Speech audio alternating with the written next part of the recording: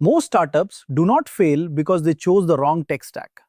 They fail because they confused product validation with engineering ambition. And that confusion quietly kills months of time, thousands of dollars, and sometimes the entire company. So the real question in 2026 is not, should we build this with code? The real question is, what is the fastest, cheapest, least fragile way to learn if this product should even exist? Because in the early stage, learning speed beats engineering elegance. And if you understand that one principle, the decision between no code and code becomes much clearer. The framework most founders miss: build, buy, or glue. Early founders often believe that custom code equals seriousness. It feels more legitimate, more startup-like, more investor-friendly. But in reality, most startups overbuild far too early. A more practical framework is what I call the build, buy, or glue matrix. Instead of asking, can we build it, you ask, should we build it at all? Because there are actually 4 different ways to assemble an early product. First, buy. Use existing SaaS tools for things that are not your core advantage. Payments, CMS, analytics, CRM, customer support. If the feature is not central to your unique value, buying it is usually smarter than building it. Your startup should not become a side project to reinvent Stripe, HubSpot, or analytics dashboards. Second, glue. This is where most scrappy MVPs live.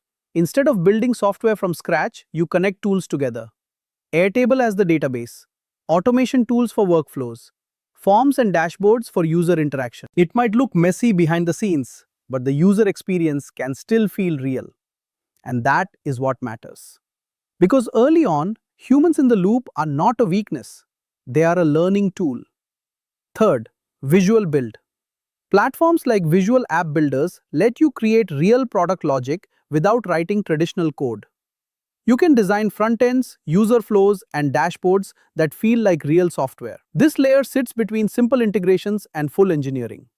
And for many startups, it is powerful enough to support early traction and even real revenue. Fourth, code. Custom engineering becomes necessary when the business truly needs it, when performance matters, when security matters, when deep technical differentiation is the actual product, or when infrastructure control becomes critical. Code is powerful, but it is also durable. And durability can be dangerous when your product assumptions are still changing every week. Why founders choose code too early? Founders rarely choose code for purely technical reasons. They choose it because it feels professional. They believe investors will respect it more. They believe it signals seriousness. But if the market is still unclear, custom code can become an expensive way to harden the wrong assumptions. And once a team has spent months building something, it becomes emotionally difficult to admit the product might need to change. So the team keeps polishing the wrong thing. This is how startups slowly burn capital without learning. The better rule: instead of chasing technical purity, follow a much simpler principle. Build the minimum technical system that allows users to experience the core promise honestly. That might mean buying infrastructure, gluing tools together, using visual builders, or coding only the tiny piece that actually needs custom logic. The goal is not technical elegance. The goal is credible learning. Prototype versus MVP versus real product. Another reason founders overbuild is because they confuse 3 completely different milestones. A prototype proves interaction. An MVP proves customer behavior. A scalable product proves repeatable operations under load. These stages do not require the same architecture. But many founders jump straight to scalable infrastructure before they even know whether customers care. That is the biggest technical waste in early startups. The strategic cost of overbuilding. Every extra week spent engineering an unvalidated idea carries an invisible cost. You delay customer conversations. You delay pricing experiments. You delay distribution learning. You delay revenue signals. In other words, you delay contact with reality. And reality is the only thing that can actually validate a startup. The 10-day MVP sprint. One of the most powerful ways to break the overbuilding habit is a 10-day MVP sprint. The goal is not to build something impressive. The goal is to compress the time between assumption and evidence. The rules are simple. Cut features aggressively. If a feature is not required for the user to reach the main outcome, remove it. Design the data model first. Entities, actions, states. That structure matters more than UI polish early on. And build a believable front end, not a perfect one. A landing page, a form, a dashboard shell, sometimes even a manual workflow behind the scenes. That is enough to test real behavior. Because what you really want to learn is, will users complete the workflow? Will they give real information? Will they come back? Will they pay? Those signals matter far more than how clean the code base looks.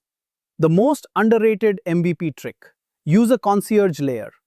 Let the product appear automated while a human quietly completes part of the work behind the scenes.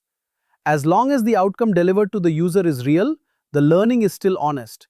This approach dramatically reduces development time, and it often reveals which parts of the product actually deserve automation later. When no code stops being enough. The biggest fear founders have about no code is getting trapped by it. But in reality, most startups should worry about lack of demand, not technical ceilings.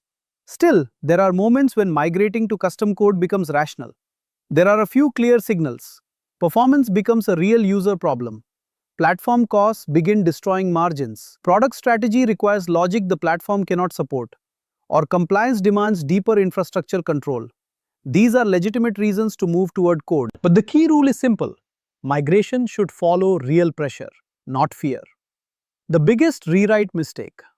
When founders decide to move to custom code, they often rebuild everything. This is almost always unnecessary. The smarter approach is partial extraction. Move only the layer that is under stress. Maybe the API, maybe the core product engine, maybe the data service. Meanwhile, marketing pages, admin dashboards, and internal tools can remain on visual platforms. Users should barely notice the transition. The best rewrites are invisible. A real lesson from Airbnb. Early on, Airbnb did not begin with sophisticated infrastructure. The founders validated something much simpler first. Would strangers actually trust the idea of staying in someone else's home? Would hosts list their spaces? Would travelers book them? Those behavioral questions were answered long before the platform became technically sophisticated. That is the deeper lesson. Early software should exist to test reality, not to satisfy a founder's idea of what a real startup stack looks like. The common founder traps. There are a few predictable mistakes teams make in this phase. The learning curve fallacy. Founders assume both code and no code will be easy. Both require real understanding. The security oversight. Teams move fast and accidentally expose data or credentials. Speed does not remove the need for basic security hygiene. The wrapper problem. Some founders assemble interfaces but create no real value underneath. Real defensibility comes from distribution, proprietary workflow, data, or service design, not just UI. And finally, the rewrite ego trap. Teams rebuild because they want to feel legitimate, not because the product actually requires it. That mistake burns enormous time.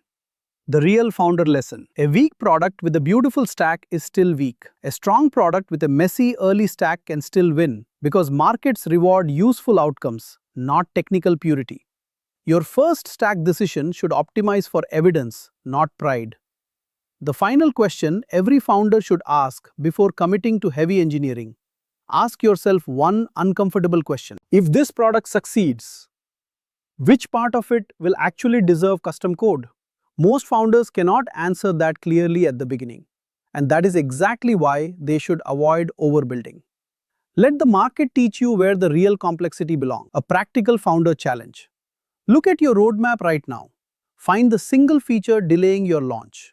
Then ask 4 questions. Can this step be done manually? Can this be bought instead of built? Can this be glued together with existing tools? Does this actually need code today? The right technical decision is not the most sophisticated one. It is the one that helps you learn fastest without lying to yourself about what the business really needs.